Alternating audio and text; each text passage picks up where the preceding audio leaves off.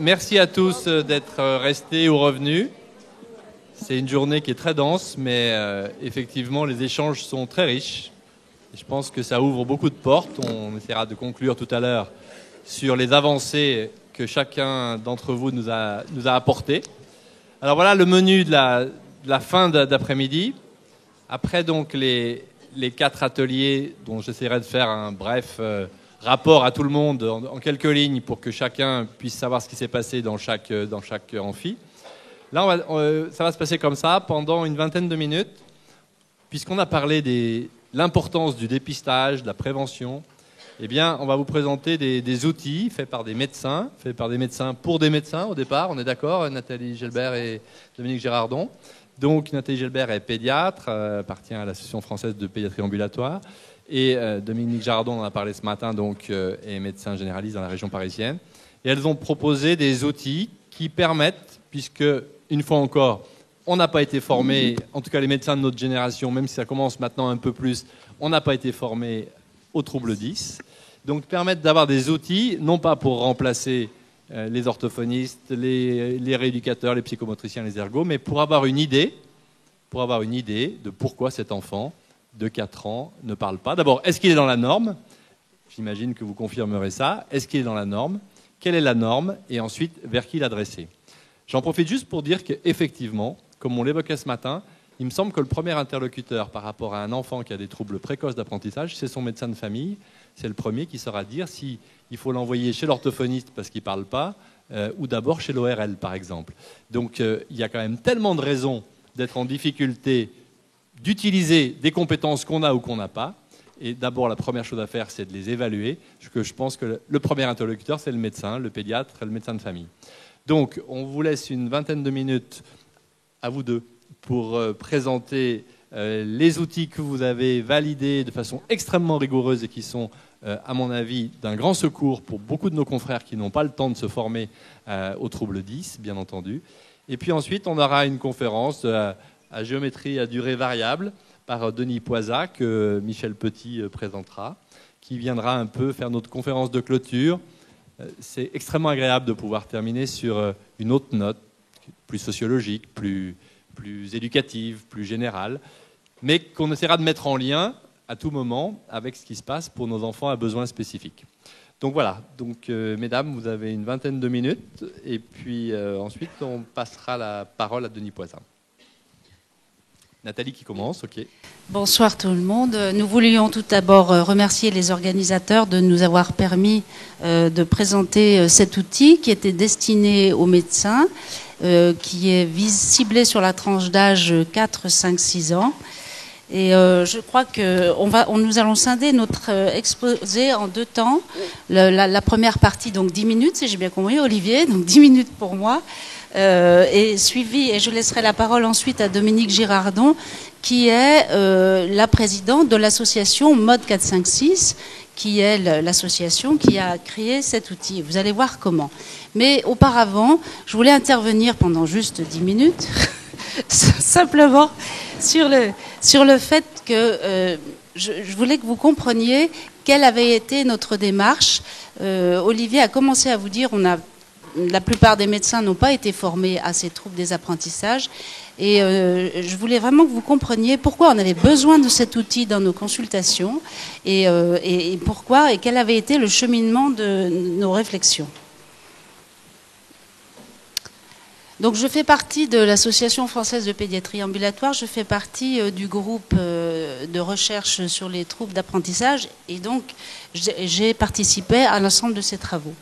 Tout d'abord, je crois qu'il faut que vous compreniez que tout médecin de l'enfant a une démarche particulière, qu'il soit médecin généraliste, qu'il soit pédiatre, qu'il soit médecin de PMI, qu'il soit médecin scolaire.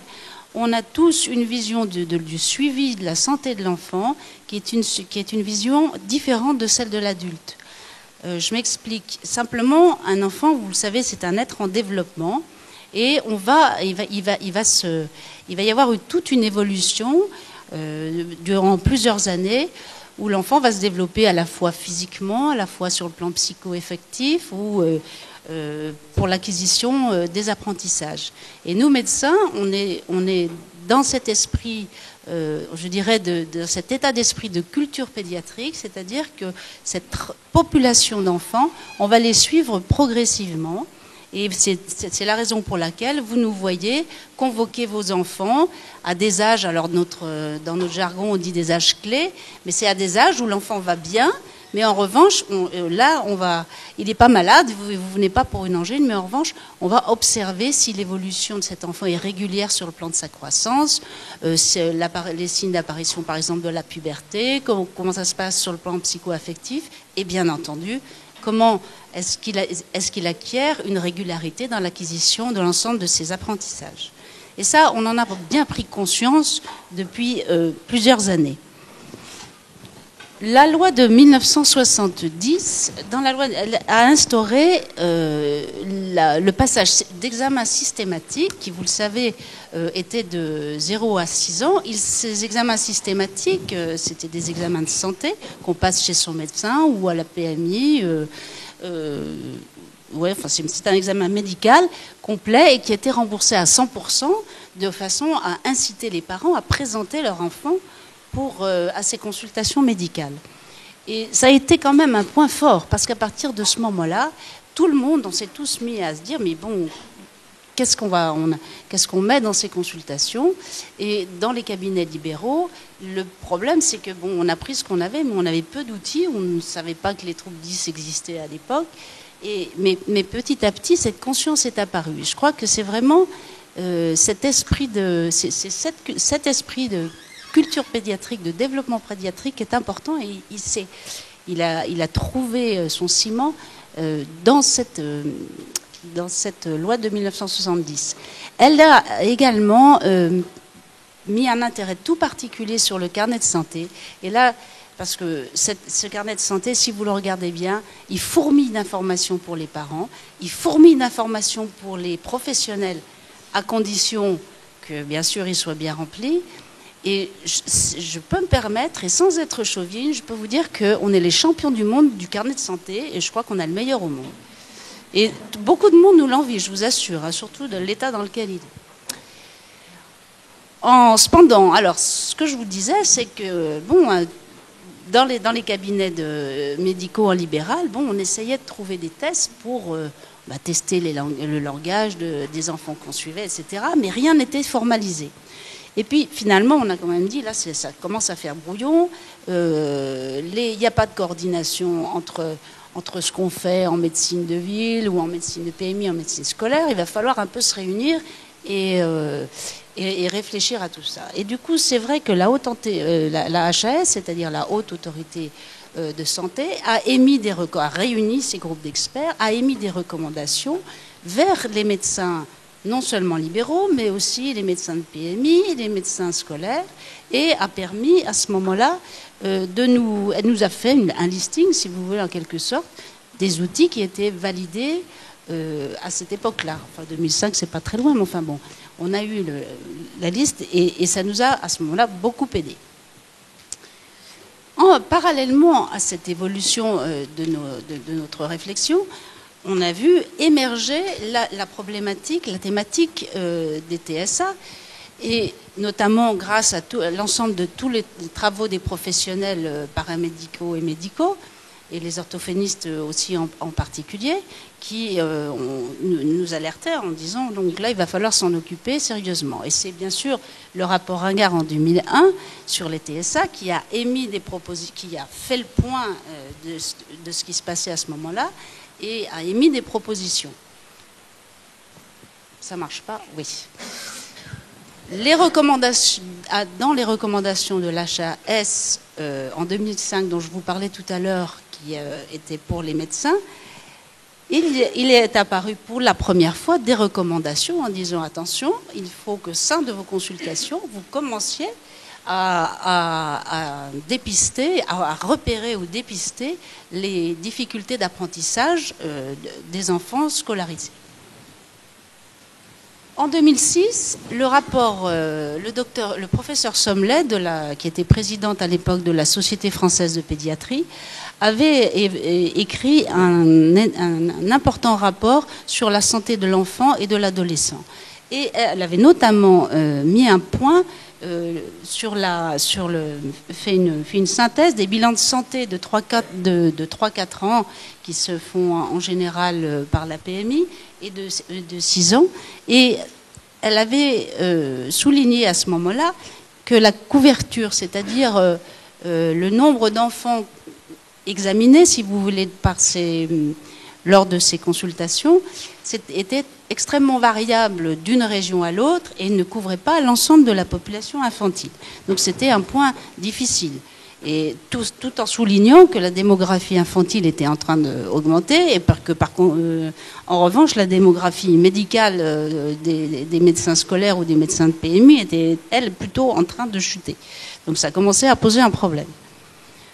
Par ailleurs, elle a du coup, c'était tout à fait normal, elle en a conclu qu'il était indispensable désormais qu'on mette en place des modalités de suivi un peu formalisées, un peu protocolisées des consultations d'âge clé de l'enfant. Je vais y arriver. Protocole standardisé qui aurait été un peu diffusé à l'ensemble du territoire, c'était l'idée, qui se basait sur le contenu des carnets de santé. D'ailleurs, ils ont beaucoup évolué depuis, intégrant notamment un certain nombre d'items correspondant au dépistage des troubles d'apprentissage et s'appuyant aussi sur l'expérience d'une mallette. C'est-à-dire une mallette, c'est pareil, c'est un outil de consultation qu'on avait créé pour les âges clés 9 mois, 24 mois, 36 mois, qui avait eu beaucoup de succès tant auprès des professionnels médicaux qu'auprès des parents. Et je vous en parlerai tout à l'heure. Et enfin, elle avait émis la recommandation, et qui a été faite, de rédiger des guides pratiques pour les tests, pour les dépistages des troubles sensoriels et des troubles de l'apprentissage destinés aux médecins. Donc ça a été fait en 2007 à la SFP et avec la DGS. Donc dans la continuité de ce cheminement, il était tout à fait logique qu'on s'attaque aux âges clés de 4 ans, de fin de grande section et de fin de CP, parce que c'était aussi des âges clés absolument primordiaux pour évaluer l'acquisition des apprentissages. Et bien sûr, je précise, la notion aussi qui était nouvelle, c'est que les outils devaient être diffusés et communs un peu à l'ensemble du territoire français, et surtout c'était des outils qui étaient validés. Validés, ça veut dire scientifiquement. On avait la preuve que c'était des outils qui fonctionnaient. Et tout cela aboutit en fait en 2007 à ce que ce soit inscrit dans la loi. Je vous rappelle ce que c'est la loi réformant la protection de l'enfance et que cette notion de dépistage des troubles de l'apprentissage du langage oral et du langage écrit était inscrite dans la loi. Initialement, elle avait été confiée aux conseils généraux, donc la PMI, et à l'éducation nationale. Mais le problème, c'était comment avoir un taux de couverture exhaustif, puisque le rapport de Mme Sommelet avait bien montré que c'était vraiment tout le problème. Donc, quelle solution, si ce n'est d'élargir à une base un peu plus importante d'acteurs médicaux. Donc, on se tourne à ce moment-là vers la médecine libérale, parce que l'objectif, c'était quand même de pouvoir examiner le maximum d'enfants, de pouvoir les repérer. Et puis une fois qu'on a repéré, il faut bien prescrire le bilan orthophonique ou alors prescrire le bilan ergothérapique. Et puis une fois qu'on a prescrit, il faut pouvoir suivre l'évolution. Et ça, il faut reconvoquer, etc. Et ça, je vous rappelle que seuls les médecins libéraux sont aptes, ont de par la loi, peuvent faire les ordonnances de prescription. Donc, bien entendu, c'est pour ça qu'on tournait un petit peu, on pensait qu'il était nécessaire d'élargir à ce médecin de l'enfant, qui avait un autre avantage, qui a l'autre avantage de suivre l'enfant depuis sa naissance souvent, donc il a une vision globale, à la fois somatique et développementale de cet enfant. Mais il y a des conditions, il n'est pas question, bien entendu, que ce médecin ne soit pas formé. Donc là, c'est tout le travail que tout le monde connaît ici, de la formation continue des médecins, et c'est essentiel. L'objectif aussi, c'était d'éviter les doublons. Il n'est pas question, si le médecin scolaire ou le médecin PMI a déjà fait un bilan, il n'est pas question de le recommencer derrière. Il faut communiquer ses résultats, et ça c'est le carnet de santé, ou alors c'est son téléphone, ou alors on écrit, on fait un courrier. Et enfin, il faut utiliser, ou au moins connaître, le contenu de ce que chacun fait. Il faut qu'on sache, en médecine libérale, de quels tests on a fait, et de façon à ce que la médecine scolaire puisse évaluer, elle, ou refaire un test plus, je vais dire, spécifique derrière. Donc, ça implique une notion de coordination, une notion de partage. J'ai bientôt terminé, puisque ça a été là la naissance du projet en médecine libérale. Je vous rappelle qu'en 2004, nous avions eu cette expérience avec les URML de Bretagne et l'AFPA pour la création de cette expérience très positive de la mallette 9-24-36 mois, qui équipe énormément de cabinets de pédiatrie et de médecine générale actuellement. Et en 2007, l'AFPA a donc réuni un groupe d'experts en leur demandant d'une part de réfléchir au contenu des consultations pour les enfants de 4 à 6 ans, et qu'ils utilisent un ensemble d'outils qui étaient déjà existants et qui étaient déjà validés. Il y a eu quelques créations en plus, de les standardiser en les adaptant à l'exercice libéral. Et ça, c'est vraiment fondamental, parce qu'on ne travaille pas en PMI ou en médecine scolaire comme en médecine libérale. Et enfin, ça permet, l'objectif ultime étant d'harmoniser nos pratiques et de rendre visibles toutes nos pratiques. Voilà, je crois que je vais te laisser la parole. Et voilà, vas-y. Donc ça a été à l'origine de la création de l'association Mode 456. Tu me donnes voilà. Donc l'association Mode 456.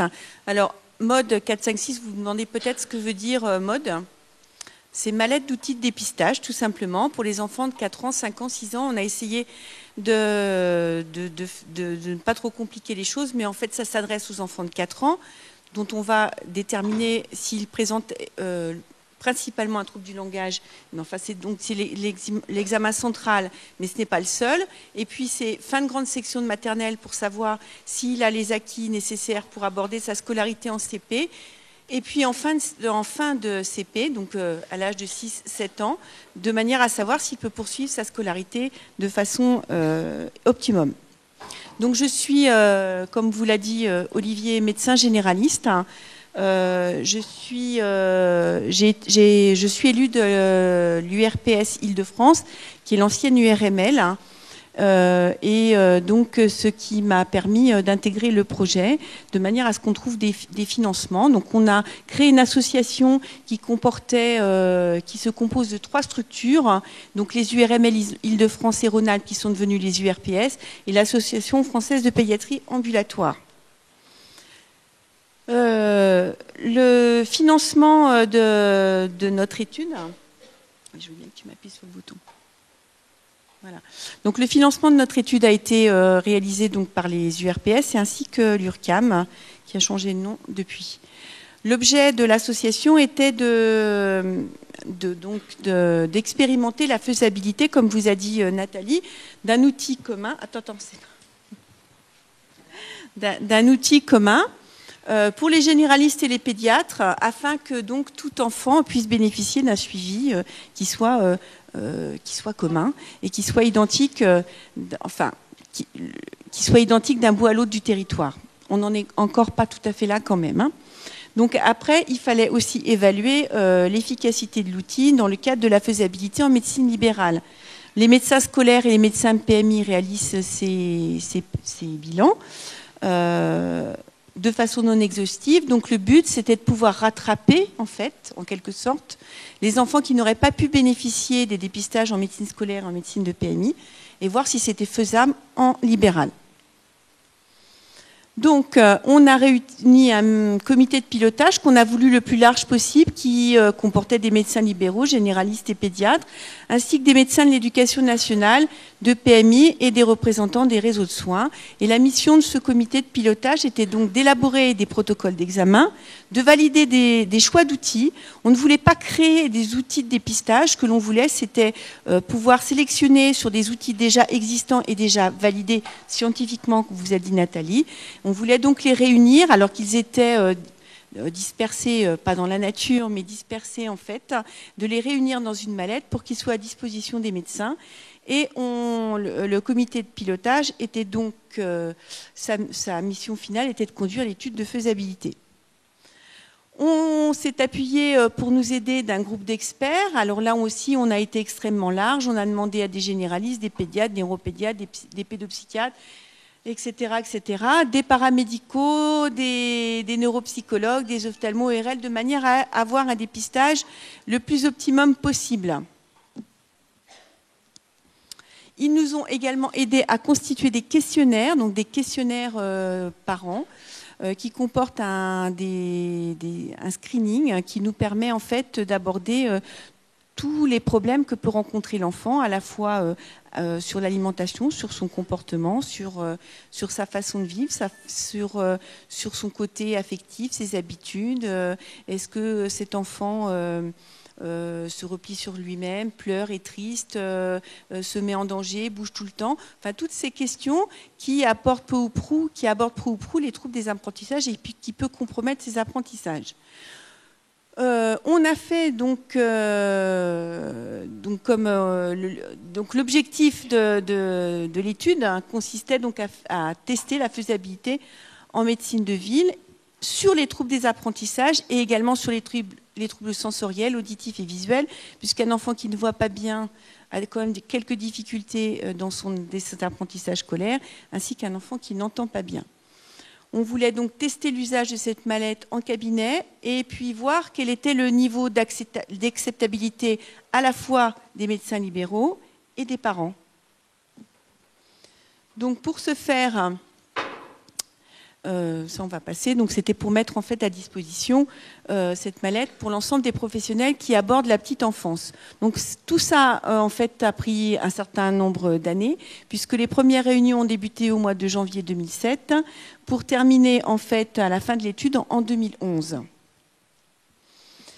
On a pour se faire recruter par volontariat des médecins, 30 médecins généralistes et 30 pédiatres. C'était des médecins qui étaient volontaires, donc qui étaient intéressés par les troubles des apprentissages, dans 2 régions, Rhône-Alpes et Île-de-France. Sur l'Île-de-France, on s'est cantonné à l'Académie de Versailles. Et chacun devait réaliser 9 consultations, 3 d'enfants de 4 ans, 3 de fin de grande section de maternelle et 3 d'enfants de fin de CP. Au total, ils devaient réaliser 540 consultations. Pour réaliser ces consultations, comme vous a dit Nathalie, les médecins généralistes et les pédiatres, peut-être plus particulièrement les médecins généralistes, manquent cruellement de formation. Donc, il était nécessaire de faire une formation spécifique. Ils ont donc eu une formation de 2 jours sur l'utilisation de la mallette et l'interprétation des tests. Ils ont reçu un kit d'outils de dépistage que je vais vous montrer tout à l'heure, et puis également des protocoles de consultation, puisqu'on avait conçu des questionnaires parents qu'on donnait aux parents avant la consultation, qui nous aidaient à avoir une vue d'ensemble sur les problèmes que pouvait rencontrer l'enfant. Et il y avait également un questionnaire médecin qui comportait un déroulé de consultation, de manière à ce qu'on ait un examen standardisé. Alors, donc voici notre mallette qui est très importante et très complète. On avait pris 15 cubes pour faire des tests praxiques ainsi que des tests mathématiques. On avait pris un Baby Dalton pour tester la vision des couleurs. On avait pris 8 bâtonnets en bois de taille variable de manière à tester la sériation, donc essayer d'évaluer un petit peu les capacités visuelles et mathématiques de l'enfant. 15 jetons aussi pour des tests mathématiques.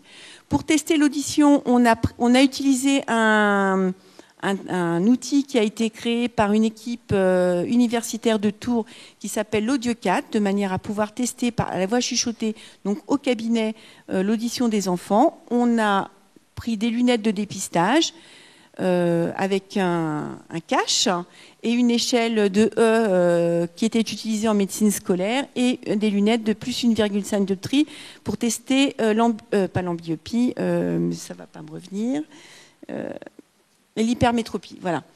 On a pris un test de relief. On a sélectionné le RTL4 pour faire les tests du langage, le RTLA6 en option pour l'examen de grande section de maternelle, que les médecins utilisaient ou prenaient les tests qu'on leur avait par ailleurs sélectionnés. Un test de lecture que l'on a travaillé avec les médecins scolaires de l'Académie de Versailles. Donc on a pris un test qui était validé en médecine scolaire. On a pris des tests de conscience phonologique pour les CP et les grandes sections, un test de suivi de ligne, un test de graphisme, des tests de barrage des cloches et un test d'écriture. Voilà, donc ça constitue notre mallette. Il fallait que les médecins s'approprient tout le matériel et sachent ensuite, quand il y avait une anomalie, savoir ensuite orienter et conseiller les parents. Alors, l'analyse des résultats portait sur les données issues des questionnaires de consultation, donc les données sur le temps de réalisation de la consultation et le taux de troubles repérés en pariant qu'ils trouveraient le même taux qui est attendu, qu'on pouvait attendre dans la population générale. Et les questionnaires d'évaluation externe qui comportaient des taux de satisfaction des médecins. 2 minutes. Et des familles. Je vais faire comme toi, Olivier. Je vais faire des 2 minutes un petit peu à rallonge. Donc, l'analyse des résultats portait sur les données issues donc des questionnaires, le temps de réalisation. Ça, je l'ai déjà dit. Il me trouble. Vas-y. Au final, on a récolté 420 consultations ont été réalisées, à peu près autant pour les 4 ans, les grandes sections et les CP. On a eu 7 médecins généralistes qui n'ont pas réalisé sur les 30, qui n'ont pas pu réaliser les examens, et un pédiatre.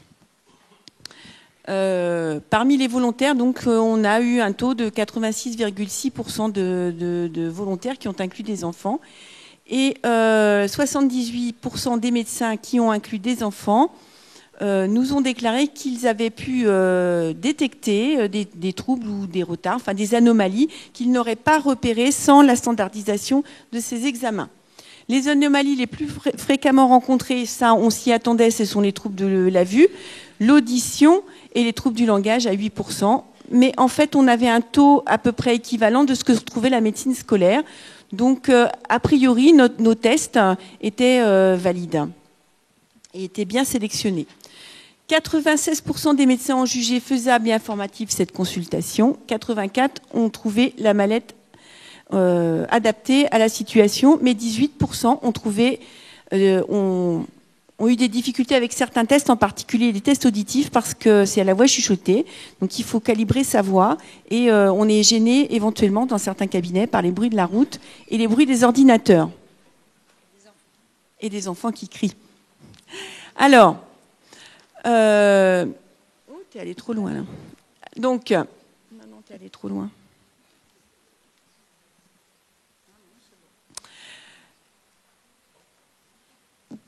Non, il me manque une diapo, donc sur la durée de consultation, je pense. La durée de consultation était cependant longue, 54 minutes.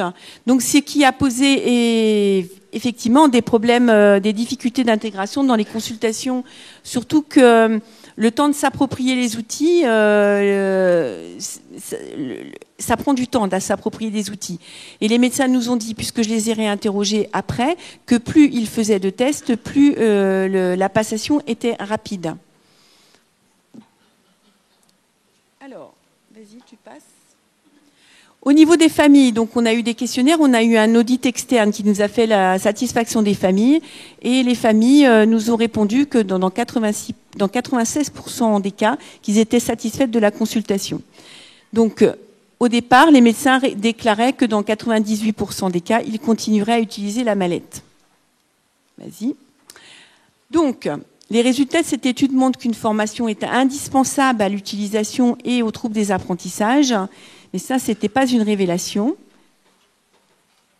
Mais il est nécessaire et indispensable que nous ayons une liaison avec les médecins de l'éducation nationale et les médecins de PMI, de manière à organiser donc ces dépistages pour améliorer notre collaboration. Comme vous a dit Nathalie, il faut qu'on sache qui fait quoi et quand, et que ce n'est pas nécessaire de refaire un examen qui a déjà été fait. On avait utilisé donc des outils qu'ils utilisaient eux-mêmes, donc pour permettre d'avoir un langage commun et pour éviter donc et pour pouvoir se comprendre. Bon, à partir d'une réflexion sur le repérage en santé publique de l'enfant, les professionnels libéraux donc, proposent une modélisation de ces consultations et des outils, et évidemment une nécessaire implication des pouvoirs publics afin de promouvoir ce type de consultation. Nous, pour permettre que l'expérimentation puisse se poursuivre, on a scindé en deux certaines consultations, celle qui était le plus longue pour l'enfant de 4 ans et pour l'enfant de CP.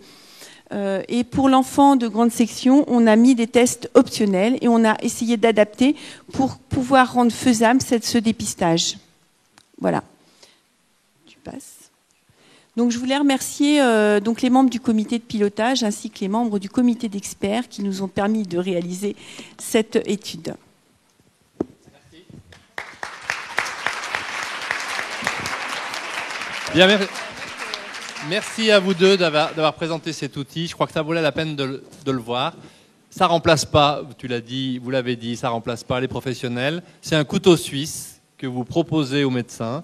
Couteau suisse, ça remplace pas toutes les fonctions des autres, mais ça permet d'orienter, ça permet de commencer, ça permet de se débrouiller. Et personnellement, j'aurais un enfant de 4 ans ou de 5 ans qui parle pas bien, mais je serais content que mon médecin de famille puisse déjà me dire, avec des outils appropriés, validés correctement, me dire vers qui l'adresser et pas perdre de temps dans une espèce d'errance médicale pas possible. Donc c'était extrêmement important qu'on ait cet éclairage. Donc,